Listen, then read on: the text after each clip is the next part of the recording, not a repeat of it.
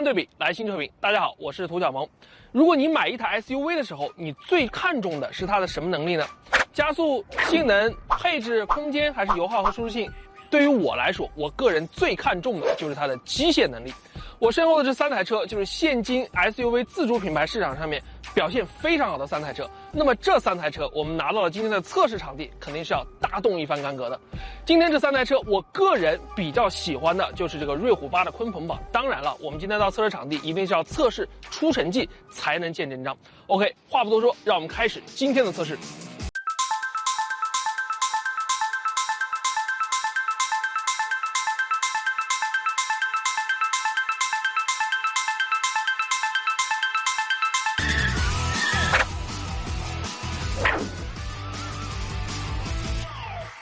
首先，第一项测试呢，肯定就是这个性能测试了啊。在说之前，我先来说一下这3台车的一些情况。这3台车，除去这台车，这台哈弗 H6 呢是 1.5T 的版本，因为我们实在是找不到这台车的 2.0T 的版本啊。除此以外，这个 CS75 Plus 和瑞虎8全部都是 2.0T 的版本。那我们首先进行的就是加速成绩。加速成绩啊，这台车 1.5T 的哈弗，它的加速成绩呢是11.1秒啊，这肯定是垫底的，不用说。那么第1名、第2名一定是在这2台 2.0T 的车型中诞生的。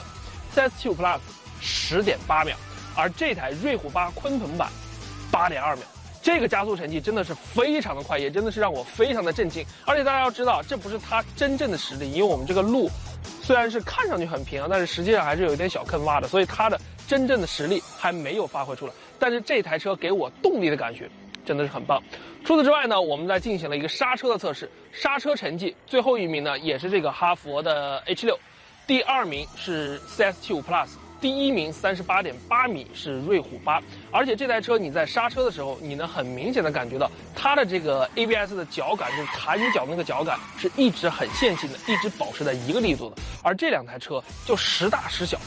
让我感觉可能就是这个轮胎好像没有紧紧的抓住地的感觉，好像车身有弹跳，所以才会造成这种原因。这也可能是这2台车刹车成绩不太好的原因。性能测试部分呢，最后我就做了一个绕桩的测试，统间距是18米啊，是一个标准的绕桩测试。我测试的第一个车型就是 CS75 Plus， 其实这台车虽然在动力上同是 2.0T 表现比较拉垮，但是它的这个绕桩车上面，长安的底盘优势就体现出来了。你在这台车开的时候，你能很明显的感觉到它的底盘的极限还是相对来说不错的。虽然这个轮胎有一点点不太好，但是整体开起来的感觉，尤其是它 ESP 介入时候的感觉是比较温和的，而且在每个点的时候，它介入的时候非常的直接，非常的果断，之后也没有拖泥带水。这台车我测试的成绩65公里净，其实也是表现很不错的啊。然后就是这台哈弗 H6， 哈弗 H6 这台车我在进行开的时候，有一个很明显的感觉，就是这台车其实它的那种开起来就大家说开船的那个感觉是最明显的。我个人看了一下，好像它的这个底盘的高度是最高的。等一会儿我们会进行一个底盘的测试，大家就很明显的能看得出来了。其实这台车整体的表现确实是不差，但是就是它这种开的时候重心转换太大了，导致它最后几个地方出去的时候，它失速失的比较多。我测试的最后一台车呢，就是这个瑞虎8的鲲鹏版啊。这台车大家一直在说机械能力不错啊，我刚才试了加速刹车，确实不错。所以在做绕桩的时候，我信心其实是挺充足的。我开的时候，这台车也是挺充足的信心，但是成绩却不好，因为这台车的 ESP 介入感觉非常的粗暴。这2台车，比如说我在转弯的时候，右边的轮胎没什么抓地力的，左边啊 ESP 刹车给你蹬一下，蹬啊就蹬回来。它这个时间很短，就那么一下介入那么一下，而这台车它介入的时间非常长啊。相比于这2台车，这2台车如果是蹬一下，这台车就这种感觉，所以它整体那种介入又残暴，时间又长，导致它在介入的时候，我基本上对这个车没有什么控制，只能眼睁睁的看着这台车推向一边，推向桩头或者推向左右边这种感觉。所以其实它的 ESP 的标定，我个人觉得不是标定的很细腻，这一点跟大众很像啊。大众跟奇瑞的关系大家都知道。如果这3台车你要让我选在绕桩驾驶中感觉最好的，应该是长安 CS75 Plus， 但是瑞虎8的这个，我觉得这个潜能还是有的，还可以再去尝试一下，等我再去试一下。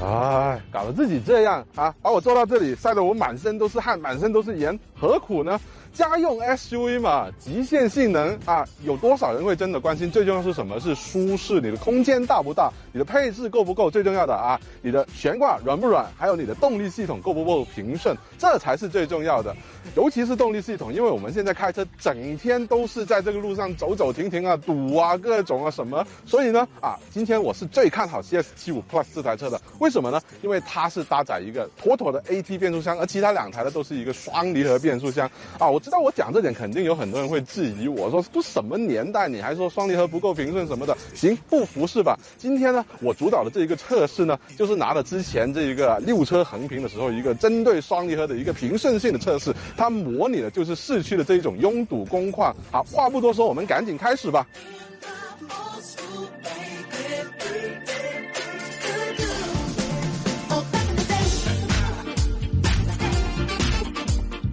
其实瑞虎8的这一台双离合呢，其实它整个标定可以说是非常非常的优秀的，几乎没有什么顿挫，然后反应也非常迅速。它唯一的一个问题呢，就是在于减速的时候，它会有一些那么一丢丢的一个阶梯感会存在然后在你换挡速度可能会比较快的那个时候呢，它有一些声响会从这个变速箱那里传出，就我们所谓的一个噪音呢，这个也是很多双离合都有的问题，但整体上来说，它的表现是不错的。哈弗的这一台双离合变速箱呢，首先非常值得一赞的一点呢，如果你从平顺性的角度去考虑，它真的是做得非常好的。就无论是半联动的起步呢，还是说它的一个中途的一个换挡的一个动作，都可以让你感觉不到什么太大的一个顿挫。它唯一的一点问题就是它的反应速度真的有一点点慢了，尤其是你中段去再加速的时候，它的整一个出来加速度这个时间跟你去踩下油门的时间差的比较远，就反而会有一点点车子不听话往前冲的这个感觉了。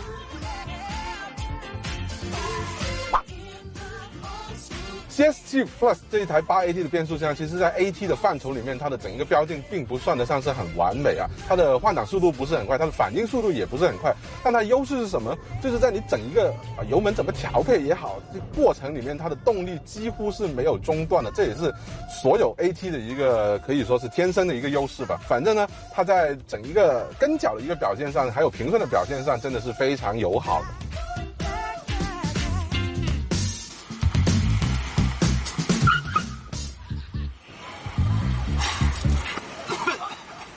在我看来他们搞的那些都是花里胡哨。想一下，我们为什么要买 SUV 呢？不就是为了图个通过性嘛？所以我觉得他们最应该比的就是通过性。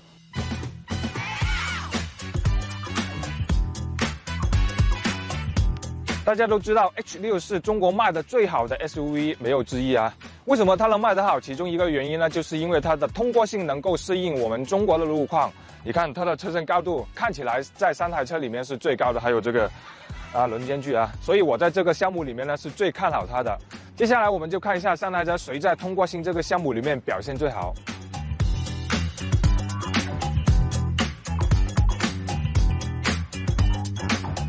我来宣布这个通过性项目最后的结果之前我奶了一口的 H6， 它的成绩高达17厘米，然后2台车呢18厘米。但是这个但是很关键听我说，因为它下面有一个护板，所以稍微影响了一点点它的一个通过性。但是呢，可以看到 H6 它的接近角跟离去角是明显比2台车要高的，而且它前后都有护板，所以我在这里宣布 H6 的通过性还是最好的。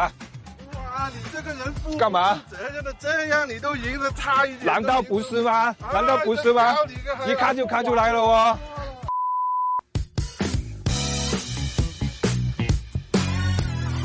好，非常感谢我的同事们在前面非常专业的评测，最后就由我来说一些比较主观的观点，也当做是一个总结了。首先我来讲这个哈弗 H6， 因为它是销量最高的，我就第一个讲它。这台车我觉得它的优点就在于呢，从我主观来讲，它的外观和内饰设计是非常符合中国人的审美的。停在这里你就觉得这个车是很有档次感的，而且长城一直以来在什么车身的钣金油漆这些细节部分做的都是非常好。你去展厅看车的时候，你会觉得我花15万去买一台这样的 SUV， 我的钱是真的花得到位的，是物有所值的。另外，这个车第二个优点就是，今天的3台车都是5座的版本，但是这台哈弗 H6呢，它的整体的座椅的舒适性还有空间的表现方面，是3台车里面我觉得做的最好的，尤其是后排座椅的舒适程度，它做的细致的方面真的是比蝎子75 Plus 和瑞虎8要更加的好。那这个车需要改进和提升的地方在哪呢？当然就是动力系统。前面的评测大家也看到了，结果大家也都知道了。这台车不仅仅是说它的动力表现，在日常驾驶过程中呢，你会觉得双离合的这种顿挫会比较多啊，这个动力的中段也会比较多，而且从绝对的动力表现上来说，它也没有很亮眼的地方。所以我觉得长城从以前最早的 H6 到现在这台第3代的 H6，其实动力系统已经更新了很多遍了，也一直在进步。我希望现在这一套动力系统还能够再继续进步一些。那第二台车我们讲长安的 CS75 Plus， 这台车我觉得做得好的地方，当然就是今天在我们的整个场地里面的绕桩部分，包括公路驾驶的时候呢，它整个底盘表现是相当好的。今天3台都是 SUV， 体型都不小，但是 CS75 Plus 开起来就会给你那种比较灵动、比较灵活的感觉，包括 ESP 一些细节的设定呢，这台车也是做得相当的不错的。长安确实调底盘非常有一套啊。另外，这台车从整体的车机的 UI， 包括整体的使用，我觉得综合来讲是3台车里面最好的，因为它保留一排实体按键，而且你使用过程中你就发现这排实体按键其实就是你平时用的最多的、最常用的一些东西。这个车其实在设计一些细致的部分呢，人性化，我觉得做得也相当好的。那这个车需要提升是什么呢？当然就是动力系统。今天大家也看到，在测试的过程中呢，这台 2.0T 的 CS75 Plus 其实在测试的成绩上并没有占到多少的便宜。那我非常理解，长安一直以来呢非常坚持使用 AET 的变速箱，确实平顺性表现也是相当的好。但是现在大家已经进入一个军备竞赛的阶段了，大家的动力系统呢越做越省油，动力越来越好。那如果长安没有一个更加好的解决方案，能够把这个油耗和动力呢都更上一层楼的话，可能在下一轮的军备竞赛里面就很容易被落到后面了。最后我们讲这台瑞虎8的鲲鹏版啊，其实在做这期对比之前呢，我在很多的电台节目啊，包括在网上也有很多网友给我留言说希望我去测一下这台车，因为他们看了奇瑞的很多宣传，说这台车真的很有亮点，尤其动力系统。没错，这台车我今天要表扬的就是这个动力系统，无论是绝对的动力表现，还是这个车它开起来这个双离合的匹配的平顺程度，做的真的都是相当的棒。另外呢，大家可能也没有想到，就这个车日常在公路上驾驶的时候，它不仅仅底盘是很有质感的，而且整个从驾驶的操控性角度上来说呢，我觉得调的也是挺对位的。那这个车需要改进什么呢？停在这里，大家可能就看得出来了。这个车整体的卖相，从各个方面，从外观的内饰的很多细节设计，摆在这种比较强劲的对手旁边呢，你总会觉得好像就会差那么一点点，真就差那么一点点。我之前去评测过瑞虎8 Plus， 我觉得如果奇瑞能够把那套设计语言放到这个瑞虎8上面，那这个车就真正很能打了。好，那这期对比就到这里，希望大家都能在这个价位选到最合适你的那台 SUV。我是郑高兴，看对比就来新车评，我们下次再见，拜拜。